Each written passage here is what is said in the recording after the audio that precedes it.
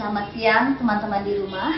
Hari ini saya Bunda Maya bersama dengan Bapak Iman Teja akan memberikan beberapa informasi tentang penyakit talasemia yang kemungkinan teman-teman belum tahu penyakit apa itu. Baiklah, kalau begitu kita akan lanjutkan ke wawancara Bapak Iman, di mana Bapak Iman itu sebagai Ketua Yayasan Talasemia Kota Bandung. Sebelumnya saya mau bertanya dulu ya Pak, apa itu penyakit talasemia itu Pak? Jadi talasemia itu dia penyakit genetik.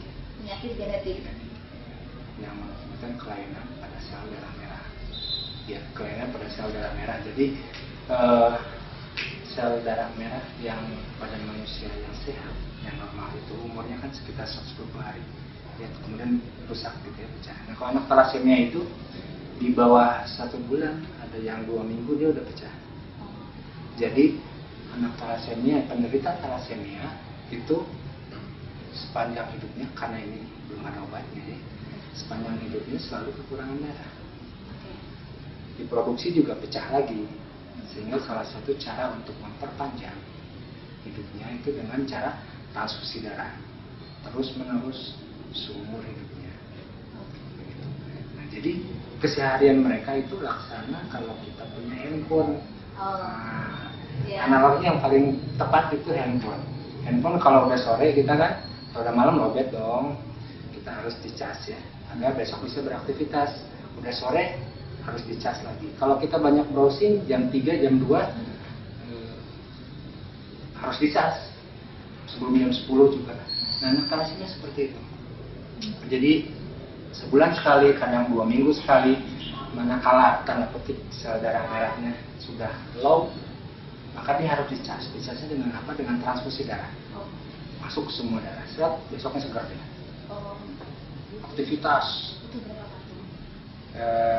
Rata-rata sih 1 kantong sampai 2 kantong. Terus kemudian aktivitas nih rutin. Nah, hampir ke minggu keduanya lagi, udah waktunya lagi, dia harus dicas karena udah low. Terus menerus sepanjang hidupnya. Nah, apa yang terjadi pada anak talasemia pada saat kondisi seperti itu? Talasemianya sendiri itu bisa diatasi tanda petik dengan transfusi. Hanya yang jadi masalah di sini adalah efek samping dari transfusi, karena transfusi darah itu adalah satu tindakan yang dilakukan manakala tindakan yang lainnya sudah tidak bisa dilakukan. Karena transfusi itu life saving. Kenapa? Karena ini banyak efek sampingnya. Apa? Kalau pada anak talasemia itu timbunan zat besi. Sekujur tubuhnya dari 1.000 kantong darah itu zat besi orang dewasa masuk semua ke tubuhnya, dan itu nggak bisa dikeluarkan. Tubuh nggak punya mekanisme. Sehingga dengan berulangnya transfusi darah, maka sel darah merahnya menumpuk di hampir semua organnya. Bukan sel darah merah, zat besi. Zat besinya menumpuk semua. Ini yang mengakibatkan kerusakan pada organ-organ tubuhnya, nempel di jantung, gagal jantung, nempel di hati, lintang, bengkak, tulang keropos, kemudian segala macam, banyak sekali. Nah, ini yang membuat anak talasemia menjadi sesosok manusia yang sangat rentan sekali. Nah, bisa sih ada caranya, yaitu dengan pengobatan namanya chelasinasi. Medis sudah menemukan. Jadi dimasukin cairan tubuh lewat 1 jarum, tusuk set selama 8 sampai 10 jam sehari. Nanti zat besinya dikeluarkan lewat untuk mengurangi ya Pak? Untuk mengurangi, tapi itu tidak total. Cuma yang jadi masalah adalah kegiatan itu rutin. Dalam 1 minggu itu 5 hari, dalam sehari 8 sampai 10 jam. Jadi anak talasemia itu tidur dengan jarum di sini set. Besoknya pindahin ke sini, bengkak di sini, besoknya pindahin ke sini. Kalau tidur kegoyang, kebangun. Nah, seperti itu. Seumur hidup. Di luar yang sebulan 2 kali dia transfusi ya. Nah, seperti itu.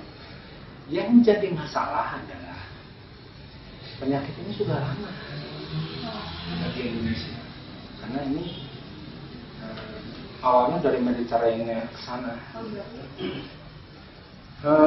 Tahun berapanya saya kurang tahu ya, tapi yang jelas Yayasan Thalassemia sendiri sudah berumur sekitar 29 tahun. Gitu. Jadi sudah lama gitu. Nah, banyak ternyata di Indonesia. Banyak. Nah, tahun ini terutama di Bandung kita sudah mendaftar di sedemikian rupa dan melakukan banyak sekali kegiatan.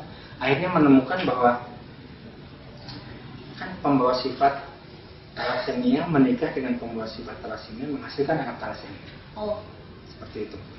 Jadi ibu dan bapak ini untuk memproduksi tanda petik anak thalassemia ini harus pembawa sifat dua-duanya. Nah, masalahnya yang jadi masalah, penderita thalassemia adalah penderita sakit sih. Tapi pembawa sifat ini nggak sakit, nggak ada gejala, non afektif, nggak ada dampaknya. Jadi nggak terasa. Kita betul-betul nggak tahu saya ini pembawa sifat atau enggak. Satu-satunya cara untuk mengetahui saya ini pembawa sifat atau tidak hanya dengan pemeriksaan darah khusus, screening thalassemia. Nah, karena ketidaktahuan inilah maka siapapun menikah dengan siapa dan akhirnya timbullah anak thalassemia. Di Indonesia ini menurut penelitian WHO angkanya 5-10% dari populasi itu adalah pembawa sifat. Lumayan banyak, hampir tiap tahun itu. Sekarang ini datanya udah 5.000 sampai 6.000 di Indonesia. Dan kalau nggak dicegah itu setiap tahun bisa muncul 3.000-an Kalau di Bandung? Nah, kalau di Bandung ini data yang kita punya di Rumah Sakit Hasan Sadikin itu yang berobat ke sana sekitar 700-an. Kalau yang ber-KTP Bandung sendiri 250-an. Dan itu meningkat loh, sebelumnya udah cuma 250 gitu.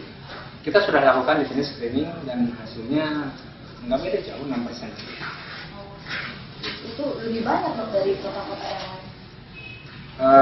Kota-kota yang lain belum tahu kita karena baru sifatnya penelitian. Kalau di Bandung ini satu-satunya di Indonesia yang sudah dilaksanakan screening secara massal secara kontinu. Jadi datanya sudah terekod dengan baik. Nah, kehidupan thalassemia ini tidak hanya berakibat kepada anak. Yang sudah jelas dia sudah tidak bisa berkegiatan apa-apa dan karena mau capek sedikit seperti handphonenya browsing kebanyakan lowbatnya makin cepat dia. Semakin sering lowbat, semakin sering dicas handphone kita, baterainya harus diganti dong. Iya kan? Karena seperti itu. Ini sekeluarganya, mulai dari ayah, ibu, adiknya. Ini terkena dampak. Ada satu penelitian dari dokter yang ada di kita juga di Yayasan Thalassemia penelitiannya, keluarga itu hampir 100% mereka mengalami burnout. Itu gejala psikologis yang begitu dalam yang membuat mereka semua menjadi apatis terhadap lingkungan. Kenapa? Contoh untuk orang tua ya, ini kasus nyata. Ibu-ibunya ada yang sudah kerja di mana dan sebagainya, lulusan sarjana itu banyak. Mereka nggak tahu kita pembawa sifat atau bukan. Mereka tahu setelah anaknya lahir dan dianggap sebagai thalassemia mayor. Lahir nih, berarti kan dia harus ditransfusi. Dia harus transfusi. Sebulan minimal 2 kali. Berarti si ibu itu harus mengantar anaknya ke rumah sakit sebulan 2 hari. 2 kali. 2 kali. Sekalinya bisa 2 hari. Gitu. Karena antrian dan sebagainya. 2 hari. 2 hari itu berarti dia harus bolos di hari kerja. Bulan pertama oke deh. Bulan kedua minta izin masih oke. Bulan ketiga, bulan keempat, bulan kelima, bulan ketujuh udah disodorin.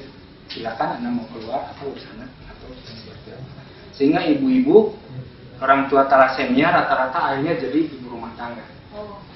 Kenapa? Karena dia seminggu 2 kali harus bolos dari kantornya. Begitu pagi-pagi kalau anak kecil udah beres transfusi, masukin kirasi besi sambil tidur harus dijagain sampai subuh. Si ibu nggak tidur dong. Besoknya harus kerja. Siklusnya begitu terus. Kalau sehari 2 hari, seminggu 2 minggu nggak ada masalah.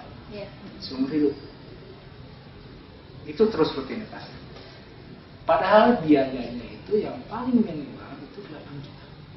Itu per orang selama per bulan. Wih. Anda bisa bayangkan seorang orang tua harus kerja keras dari 8 juta per bulan, malamnya nungguin anak yang ditusuk, kerjanya harus bolos terus dari tempat kantornya. Ini baru anak yang pertama atau yang kedua yang thalassemia, adiknya. Yang bukan thalassemia, kakaknya yang bukan thalassemia, kapan ada saat mereka mengurus? Ini yang menunjukkan rata-rata lebih dari 80% keluarga penderita thalassemia masuk ke golongan ekonomi lemah. Walaupun asalnya mereka produktif, hebat. Begitu udah ada anaknya satu keluarga yang penderita thalassemia, masuk ke sana. Nanti bisa cerita nanti menggalinya dari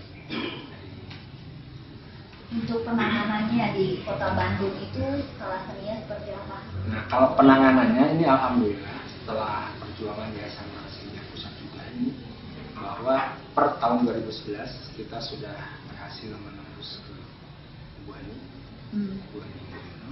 sehingga keluarlah yang namanya Jamtotas, Jaminan Pelayanan Thalassemia. Jadi yang 8 juta sebulan itu dijamin. Mereka sudah dijamin. Tapi itu baru pelayanan dasar ya. Saya ngomong 8 juta itu pelayanan dasar, Mbak. Hanya untuk transfusi dan pengobatan kelasi besi. Efek sampingnya yang limpa membengkak, tulang keropos, itu tidak. Jadi keseharian itu tetap dialami oleh mereka. Tapi pemerintah at least sudah melakukan terobosan yang baik. Dan itu berlaku di semua rumah sakit. Jadi thalassemia memang satu-satunya penyakit yang dapat kekhususan seperti itu, bahwa penderitanya semua siapapun asal dapat rekomendasi dari kita Yayasan Thalassemia dia penderita sudah. Ya. Jadi ini sudah berjalan, nah ini sudah membaik, sudah membaik. Jadi selama 2 tahun ini pengobatan kelasi besi mereka sudah semakin sempurna, sehingga efek samping bisa dikurangi sedikit-sedikit. Hanya memang luka lama yang dari dulu sampai tahun 2011 ini, yang sekarang sudah mulai beranjak dewasa, ini seperti hari ini, dan itu nggak bisa sudah nggak bisa dikoreksi, maksudnya dampaknya. Tapi kalau yang masih bayi-bayi nih, yang masih kecil-kecil nih, insya Allah harapan hidupnya dan kualitas hidupnya membaik karena kelasi besinya bisa. Tapi masih tetap diharuskan untuk kelasi besinya itu? Iya. Setiap berapa? Betul. Berapa? Kalau kelasi besi itu setiap hari. Untuk bayi? Iya, setiap hari semuanya sama. Karena akibat kan dia tanda petik mengkonsumsi darah orang setiap sebulan 2 kali. Nah itu yang menimbulkan timbulan zat besi. Selama dia masih ditransfusi, selama itu pula dia harus dikeluarkan zat besinya. Nah, tadi kan kalau ditemukannya bayi, masih bayi dengan yang ditemukannya sudah cukup usianya, itu lebih penanganan pengobatannya lebih baik dari bayi ya? Iya. Bedanya? Thalassemia itu pasti dari lahir juga sudah thalassemia. Iya. Sudah thalassemia. Maksudnya begini, kualitas hidup penderita thalassemia itu lebih banyak dipengaruhi oleh faktor sejauh mana dia bisa teratur menggunakan pengobatan kelasi besi yang membuang zat-zat besi di tubuhnya keluar. Kalau dia bisa teratur, disiplin dan sebagainya, kualitas hidup bagus. Tapi kalau tidak, maka dia akan meracuni seluruh tubuh. Nah itu yang bahaya. Yang perlu diperhatikan sama penderita itu apa saja, Pak? Yang perlu diperhatikan oleh penderita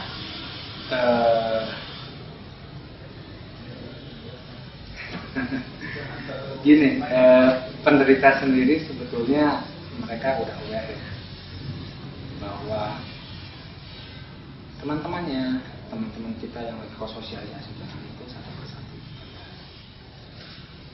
banyak yang meninggal karena komplikasi yang sedemikian rupa. Paham bahwa karena tulangnya rapuh dan sebagainya jangan terlalu beraktivitas seperti itu kan, itu paham. Tapi kehidupan mereka kan hanya rumah dan rumah sakit. Masa sih kita masih jangan ini jangan itu. Jadi kalaupun dengan gizi yang cukup tetap sama, enggak berpengaruh ya? Tidak berpengaruh karena efek yang ditimbulkan itu justru karena transfusi. Sementara transfusi itu yang menyelamatkan hidupnya. zat besi bisa dikurangi, bisa, jangan transfusi saja. Terus kalau butuh informasi, bila ada yang tahu, misalnya udah terkena seperti itu, harus kemana dan Yayasan Thalassemia itu ada di Indonesia sekitar 23 kota ya, kota kabupaten Subang di Barat.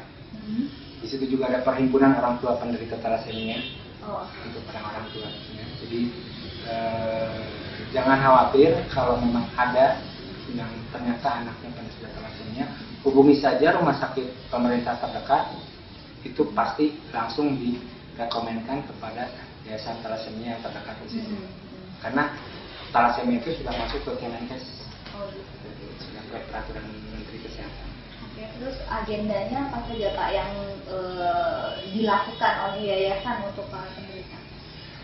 Ya, kalau sebelum jam peltas ada, agenda yayasan itu adalah mencari dana untuk pengobatan mereka setiap bulan ke mana-mana. Tapi karena sifatnya terus-menerus, lama-lama juga sponsor mundur. Ada dong yang mau tiap bulan didatengin, dan kita juga bingung juga ya, bulan ini thalassemia, ya bulan depannya datang lagi, bantu dong ini lagi, ya bulan depannya. Gitu, seperti itu. Tapi setelah jam peltas ini ada, at least mereka semua sudah tidak ada masalah di dalam transfusi. Biaya yang terbesar itu sudah selesai. Sehingga fokus kita sekarang lebih ke memutus mata rantai. Karena ini kalau nggak diputus, dengan angka penelitian 5-10% dari populasi Indonesia itu adalah pembawa sifat thalassemia, bisa kebayang berapa ribu tiap tahun yang akan muncul. Jadi fokus kita sekarang memutus mata rantai. Caranya memutus mata rantai adalah kita kembali lagi kepada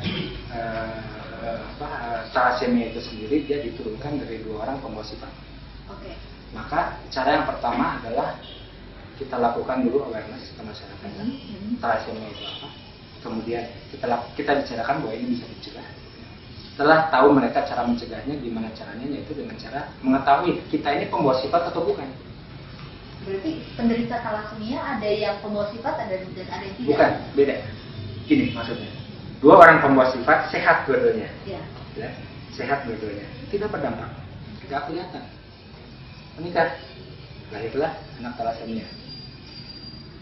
Anak thalassemia ini penderita, dia sakit. Nah, kalau pembawa sifat itu nggak sakit. Jadi kita bedakan 2 ya, ada thalassemia yang mayor itu yang penderita, yang minor itu pembawa sifat. Yang minor ini sehat, kita ini. Yang mayor ini penderita. Nah, memutus mata rantai, kita tidak berbicara yang mayor, kita berbicara yang minor. Dari masyarakat umum kita cari siapa saja yang pembawa sifat. Dengan cara screening, pemeriksaan darah. Jadi ini yang berat memang. Membuat edukasi kepada masyarakat, bikin awareness kesehatan mah susah setengah mati, apalagi preventif ya. Susah setengah mati. Setelah tahu thalassemia itu apa, bisa dicegah, bisa. Oke, pada mau gimana cara mencegahnya? Periksa darah dong. Nggak semuanya gampang mau periksa darah ya. Iya, mereka nggak mau. Oke, kita edukasi lebih lanjut. Mau dia periksa darah. Setelah periksa darah, gimana caranya? Ini berbayar loh, nggak gratis. Rata-rata kalau lain 600.000. Di Bandung ini kita selesaiin sampai di harga 240.000. Kerjasama dengan banyak dokter.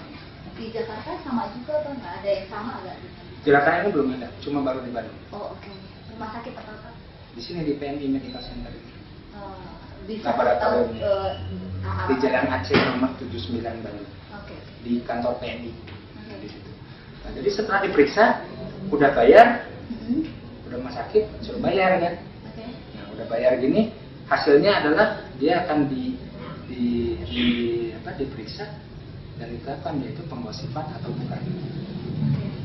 Begitu bukan pembawa sifat thalassemia, maka dia kelompok aman.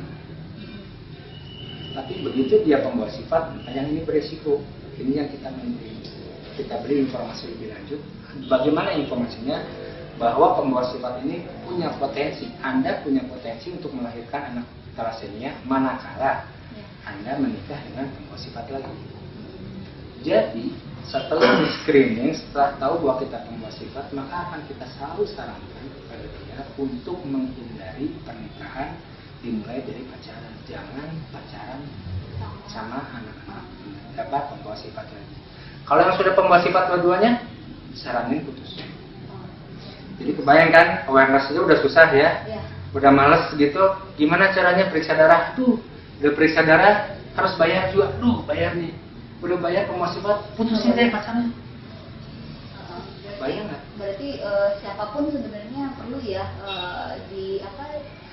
untuk mencari tahu apakah pembawa sifat. Betul, karena angkanya 5-10% dari populasi itu pembawa sifat di Indonesia. Jadi 100 orang itu ada 5-6 orang, ada 5-10 orang dia pembawa sifat. Usia berapa yang tepat untuk cari tahu? Di Bandung ini kita mulainya dengan anak-anak SMA. Oh. Kenapa? Karena melakukan pemeriksaan ini kan perlu edukasi ya. Edukasi setelah menikah, edukasi tentang penyakit dan sebagainya. Kalau sebelum SMA kita ngomong-ngomong tentang pernikahan mungkin terlalu jauh, belum paham betul. Tapi kalau udah anak SMA atau mahasiswa itu sudah bisa diajak bicara dan mereka sudah tahu manfaatnya seperti apa. Tapi kan ada juga yang dari bayi sudah ketahuan ada. Betul, kalau pemeriksaan itu bisa dilakukan dari bayi bisa. Dari bayi. Ya, Okay. kalau pemeriksaannya ya. Tapi kan si anak itu belum tahu thalassemia minor itu seperti apa. Bukan tidak mungkin dia setelah besar pun tetap melakukan pernikahan itu. Misalnya kalau negatif gitu ya, kita ulangin lagi di usia berapa Pak? Tidak ada, itu sekali seumur hidup. Pas Pemeriksaannya. Iya, pas misalnya umur 3 bulan kita periksakan negatif.